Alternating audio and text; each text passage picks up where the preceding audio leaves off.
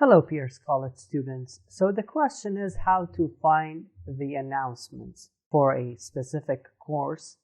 So announcements is a communication tool that allows instructors to post announcements for all users in a course. So to see announcements for any of your courses, all you need to do is to click on that course. In this case, I click on Student Tutorials. And then in this list, as you see, you should find announcements. In this case, it's the second one under Home.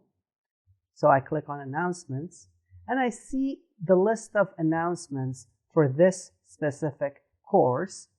By clicking on any of those, I can see the full text of the announcement, and then I can read the announcements. So reading announcements is very important because this is how instructors usually communicate with us. Thank you.